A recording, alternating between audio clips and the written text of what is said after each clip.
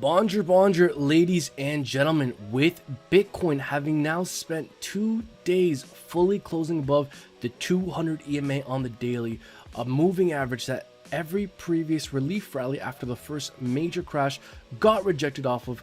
Are we now in a bull market? And with Ethereum now above the 200 EMA on the 10-hour, this blue line, previously a strong base of support, very price reactive.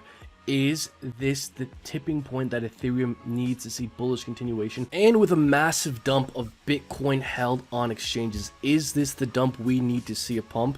Folks, we will answer all these questions and more in this video. Make sure you stay tuned, like and subscribe, and hit that bell icon to be notified of new uploads. I'm bringing you guys some absolutely massive, game-changing news in this video. And I also want to give you guys a very helpful tool to help you guys navigate this market better at the end of the video. So folks, stay tuned and let's delve into it. Bitcoin has had 9 consecutive days of green candles. This is a very big deal, folks. Not only that, we're seeing a little bit of overheatedness in our RSI and our stochastic RSI and our MACD. So it seems like we're a bit overextended the upside. And if we take a look here briefly at the hourly, we can see that there's a higher high in price action paired with a lower high in RSI, which is bearish divergence, and we're seeing the same thing on the 4-hour. So I do think we're a bit overextended in the short term. I think the key for Bitcoin remaining short-term bullish and thus understanding what the rest of the market could do is remaining above the 200 EMA on the daily, folks. Every previous relief rally got rejected off this level. So if Bitcoin can now flip this previously strong resistance into support, then Bitcoin can remain short-term bullish. If we lose the 200 EMA on the daily, which is currently just at about 30,500, just above that level, then Bitcoin can remain short-term bullish. If Bitcoin loses 38,500, then I do think we're probably going to fall down to about 35,000 to about 34,000. We have the 618 Fibonacci retracement, the golden pocket, from the bottom of the latest impulse to the top, right in that zone between 35 and 34,000, as well as the 50 daily SMA. So folks, Bitcoin here is in a short-term descending triangle. We have, let's measure how many days we have left. We have maybe a day and a half before we break out of this descending triangle. If we break down, which we may, given the bearish divergence we're seeing both on the hourly and on the daily, then I think we're going to retest that 200 EMA.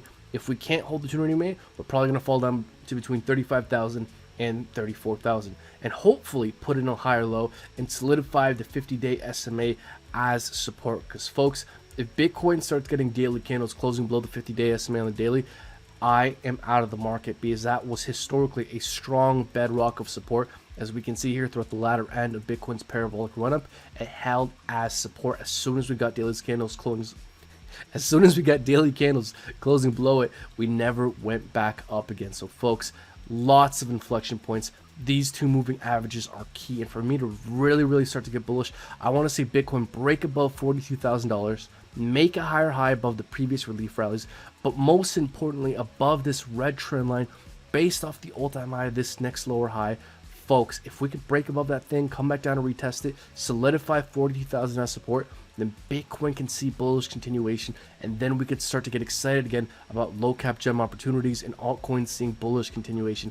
That's what I'm looking out for with Bitcoin. And we also have some absolutely major news to bring you guys. Folks, we're seeing a lot of off chart on chain factors that are leaning very bullish. For example, Bitcoin held on exchanges. We've seen a sudden dramatic drop. 57,000 Bitcoin left exchanges very suddenly all at once. This is very bullish because less Bitcoin on exchanges, the less potential circulating supply, the less potential selling pressure. So if demand's consistent or increasing and supply all of a sudden drops, well folks, you don't have to be an economist to understand that price could react very positively to that, as we've been seeing.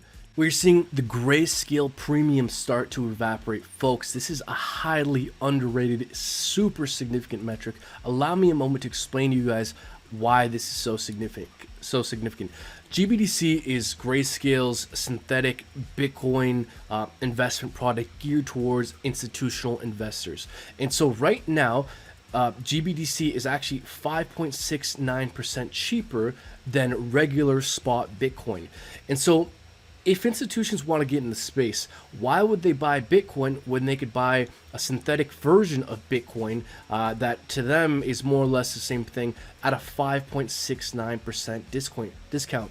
So as long as GBTC is cheaper than spot Bitcoin, potential buying pressure from institutions will be diverted from spot Bitcoin to GBTC. So the fact that, GBTC was, at a negative 20% discount, negative 14% discount, but that discount against spot Bitcoin is now evaporating. This is a very, very good sign, because as this discount continues to evaporate, more and more buying pressure will be driven away from GBTC and towards spot Bitcoin.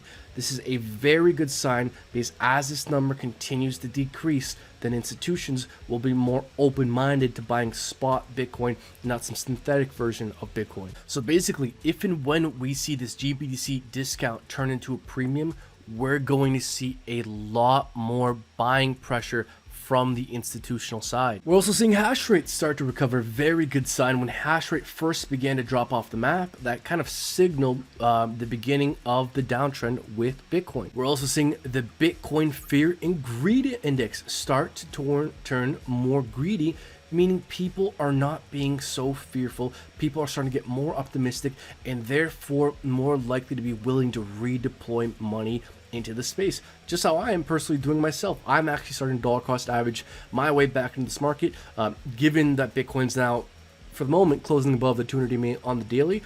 And folks, if I'm doing it, it's not just me, it's reflecting in the numbers. As more people get more neutral, get more optimistic, more people will be willing to deploy more money back into the space. Folks, we're also starting to see some very interesting quant data. So right now I'm on crownstrading.net. Crown's, from Crown's Crypto Cave. He's a very competent, very intelligent technical analyst, and he offers on his website a lot of quant data that would normally you'd normally have to pay for free. So folks, let's delve into some absolutely game-changing numbers we're seeing.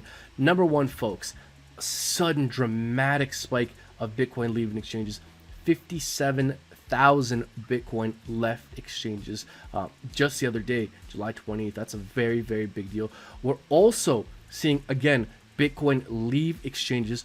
But what else are we seeing? We're seeing global open interest start to move back up again.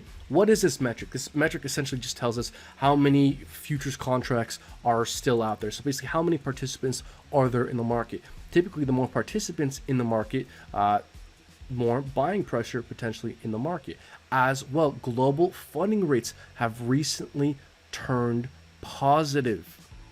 This essentially just tells us who's getting paid to long and who's getting paid to short. Whenever the funding rate turns positive, it just tells us that a lot of people are longing, that there's a premium on longing. So most of the market is long. So people that short are actually getting paid to short on futures contracts, because these exchanges are trying to make sure that these trading instruments are pegged to the underlying asset they're trading. And so basically these funding rates are just all in an effort to make sure they maintain a peg.